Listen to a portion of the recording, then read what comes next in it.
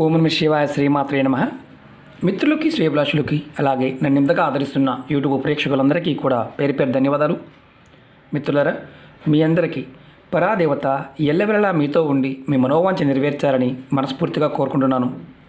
ఈరోజు మనం ఒక తేలికైన అద్భుతమైన ఉపాయం తెలుసుకుందాం.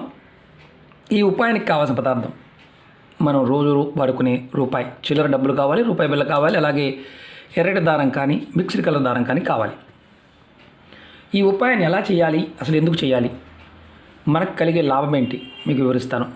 అలాగే చాలామంది మిత్రులు మెయిల్స్లోను కామెంట్స్లోను గురువుగారు మాకు ఈ సమస్యలు ఉన్నాయి, మాకు ఈ ఇబ్బందులు ఉన్నాయి, తేలిగ్గా పరిహారాలు చెప్పండి అని చాలామంది అడుగుతూ ఉన్నారు.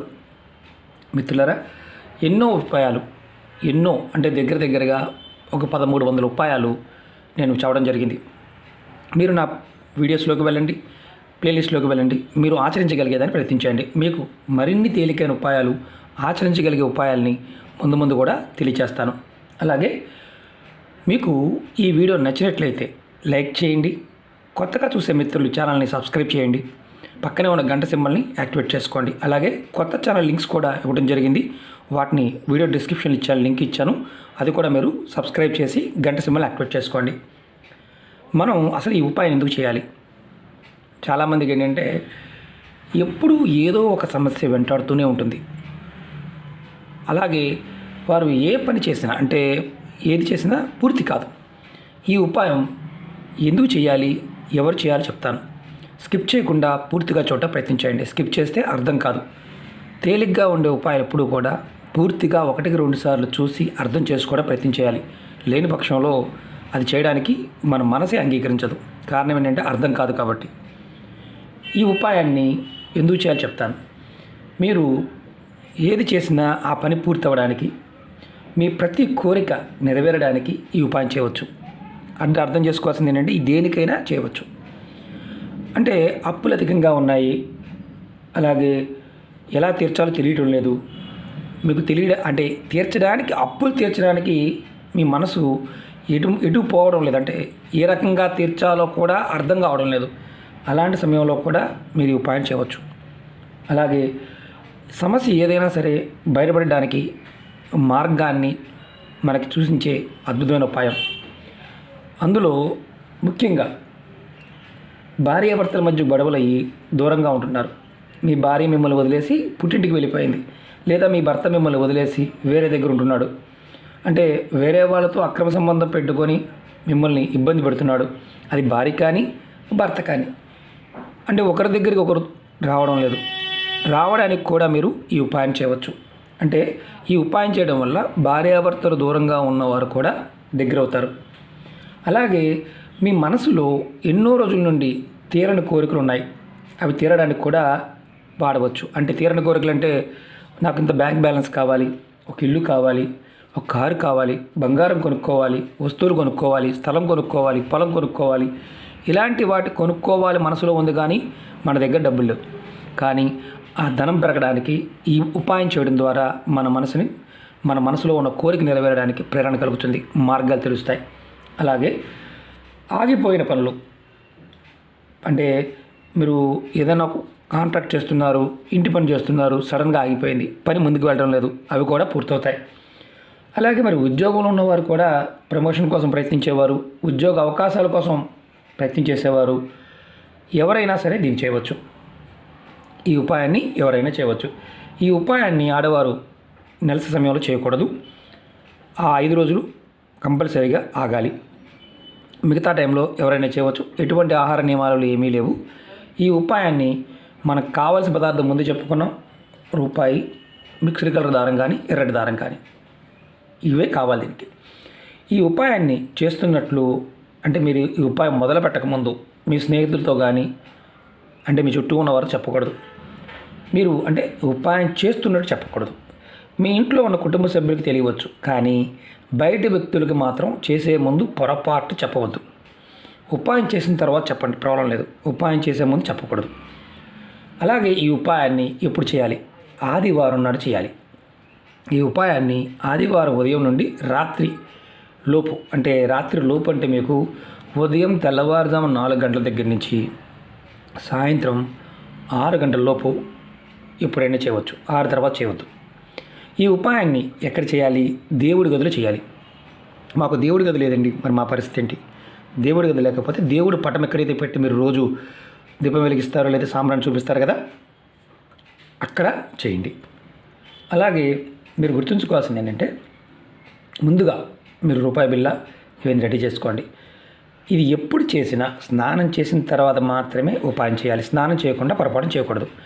ఈ ఉపాయాన్ని మీరు చేసిన తర్వాత ఎలా చేయాలో చెప్తాను. చేసిన తర్వాత దీన్ని ఎన్ని రోజులు చేయాలో కూడా చెప్తాను. మీరు ముందుగా స్నానం చేసి మీ దేవుడి గదిలో కూర్చొని ఒక రూపాయి బిళ్ళ తీసుకొని దానికి ముందు ఇలా రూపాయి బిళ్ళ తీసుకోండి. దానికి ఇలాంటి దారం, మిక్స్డ్ కలర్ దారాన్ని చుట్టండి. నేను చూపిస్తాను ఎలా చుట్టాలో. లేదంటే మామూలు ఎర్రటి దారమైన, మనం మిషన్ దారం ఉంటుంది కదా, దానైనా చుట్టవచ్చు. నేను చూపిస్తాను, అనుమానం లేకుండా ఉంటుంది. ఇది రూపాయి బిళ్ళ. దీనికి ఇలా ఈ కొసని కొంచెం బయటకు ఉంచండి. తర్వాత ఇలా చుట్టండి. ఇలా ఉంచి చుట్టండి. దీనికి ఎందుకంటే కొంచెం కట్టాలి. చూడండి, ఇలా చక్కగా మొత్తం అంతా రౌండ్గా చుట్టండి. అంతకుముందు నల్లదారంతో రూపాయిని కట్టమని చెప్పాను. అలాగే ఇది మిక్స్డ్ కలర్ దారం కానీ ఎర్రటి దారం కానీ కట్టాలి. చూడండి, ₹1 మాత్రమే, ఎక్కువ అవసరం లేదు. దీన్ని చుట్టిన తర్వాత ఏం చేయాలని చెప్తాను. ఇప్పుడు ఈ 2 కొనలు ఉన్నాయి కదా, ఈ 2 కొనల్లో ఇలా ముడివేసేయండి. మనకు రెడీ అయిపోయింది. ఇప్పుడు మనం ఏం చేయాలంటే, మన పూజా మందిరంలోనే మనం ఎక్కడైతే కూర్చున్నామో, అంటే దేవుడి పటం పెట్టుకున్నాం కదా, అక్కడే కూర్చొని చేసుకోవచ్చు. మేము కింద కూర్చోలేమంటే మీరు కుర్చీలో కూడా కూర్చోవచ్చు. ఇప్పుడు ఈ రూపాయిని మీరు కుడి చేతితో పట్టుకోవాలి. మీరు కుడి చేతితో దీన్ని పట్టుకోండి. పట్టుకొని ముందు ఏం చేస్తారంటే, మనసులో ఉన్న కోరిక చెప్పండి. తర్వాత దీన్ని ఎడమ చేతిలోకి మార్చుకోండి. ఎడమ చేతిలోకి మార్చుకొని ఎడమ చేతిలో కూడా పట్టుకొని కోరిక చెప్పుకోండి విడివిడిగా. ఇప్పుడు ఏం చేయాలంటే, కోరిక చెప్పుకున్న తర్వాత ఈ ఎడమ చేతిలో ఈ రూపాయి పెట్టి కుడి చేతితో దీన్ని మూయండి. ఇలా మూయండి. ఇలా మూసి మీరు మనసులో ఉన్న కోరిక, సమస్య గురించి చెప్పండి. మీరు ఏదన్నా దీర్ఘమైన సమస్య ఉంది, దీర్ఘమైన కోరిక ఉంది, పేపర్ మీద రాసుకొని చెప్పండి, ఇబ్బంది లేదు. ఈ రూపాయి బిళ్ళని ఇలాగే మన మనసులో ఉన్న కోరిక ఒక్క నిమిషం చెప్పుకొని తర్వాత ఈ రూపాయి బిళ్ళని మీ ఇంట్లో అమ్మవారి పటం, అంటే లక్ష్మీ అమ్మవారు కానీ దుర్గా అమ్మవారు కానీ ఏదైనా అమ్మవారి రూపంగా ఉన్న పటం వెనకాల పెట్టండి. లక్ష్మీనారాయణలు ఉన్నారని పెట్టవచ్చు, ఇబ్బంది ఏం లేదు. అమ్మవారి స్వరూపంగా ఉన్న శివపార్వతి ఫ్యామిలీ ఉందని పెట్టవచ్చా, లక్ష్మీనరసింహస్వామి ఫ్యామిలీ ఉంది పెట్టవచ్చు, ఇబ్బంది ఏం లేదు. కానీ అమ్మవారు ఖచ్చితంగా ఉండాలి. మీరు వెనకాల పెట్టి నమస్కారం చేసుకోండి. ఇది మీరు ఏం చేయాలి, ప్రతిరోజు మీరు దేవుడి వెనక పెట్టిన రూపాయి బిళ్ళని, ఏదైతే మీరు రూపాయి బిళ్ళ పెట్టారో ఈ రూపాయి బిళ్ళని ప్రతిరోజు కూడా ఇలా ఎడమ చేతిలో పట్టుకొని కుడి చేతి దానిపైన వేసి, మొదటి రోజు మీరు ఏ కోరిక సమస్య చెప్పుకున్నారో దాని గురించి చెప్పుకోవడం, తర్వాత ఆ రూపాయి బిళ్ళని మళ్ళీ అమ్మవారి పటం వెనకాల పెట్టడం. ఈ విధంగా మీరు ఏం చేయాలంటే 41 రోజులు చేయాలి. మధ్యలో మనకి ఆడవారికి నెలసరి వస్తుంది కదా, గురువుగారు అనుమానం ఉంటుంది. నెలసరి వస్తే 5 రోజులు ఆపి తర్వాత మళ్ళీ చేయవచ్చు. ఒకటి గుర్తుంచుకోండి, ఇది ఏం చేస్తున్నాము అనేది మనం ముందు రోజు ఏదైతే చేశామో అదే కంటిన్యూగా 41 రోజులు చెప్పుకోవాలి. 42వ రోజు దేవుడి వెనక పెట్టిన ఈ రూపాయి బిళ్ళని తీసి దీనికి కట్టిన దారం ఉంది కదా, చూపిస్తాను. ఈ దారాన్ని ఓపెన్ చేయండి.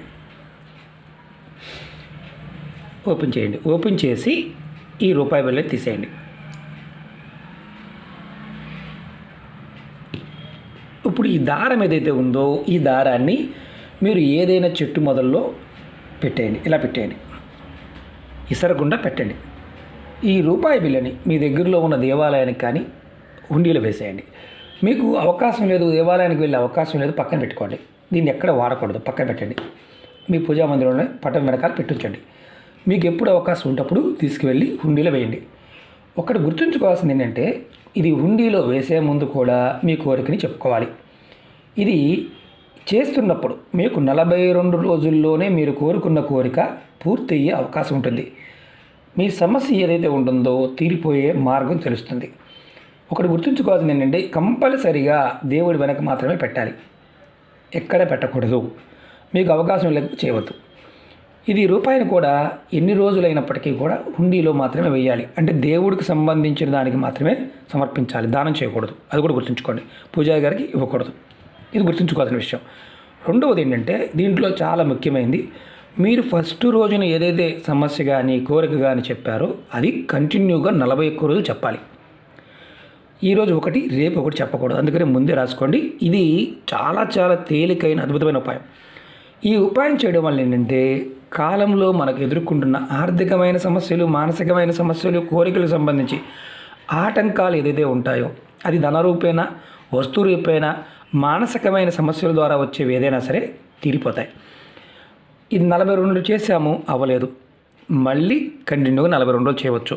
ఇది రెగ్యులర్గా చేసుకోవచ్చు. ఎందుకంటే దీంట్లో మనం ఖర్చు పెట్టేది ఏమీ లేదు, ₹1 మాత్రమే. అలాగే అరటి దారం. ఒకటి గుర్తుంచుకోండి, ఏది చేస్తున్నా పరిపూర్ణమైన నమ్మకం, విశ్వాసంతో ప్రయత్నించండి. ప్రాకృతికమైన శక్తి, మనలో ఉన్న ఆత్మశక్తిని ప్రేరేపించాలి. మన చుట్టూ ఉన్న వాతావరణం మనకు సహకరించాలి. అప్పుడు మాత్రమే మనకి ఏది చేసినా ఫలితాన్ని ఇస్తుంది. అర్థమైంది కదా? మీకు ఈ వీడియో నచ్చినట్లయితే లైక్ చేయండి, ఛానల్ని సబ్స్క్రైబ్ చేసుకోండి, పక్కనే ఉన్న గంట సింబల్ని యాక్టివేట్ చేసుకోండి, 10 మంది మిత్రులకి షేర్ చేయండి. ఓం నమః శివాయ, శ్రీమాత్రే నమః.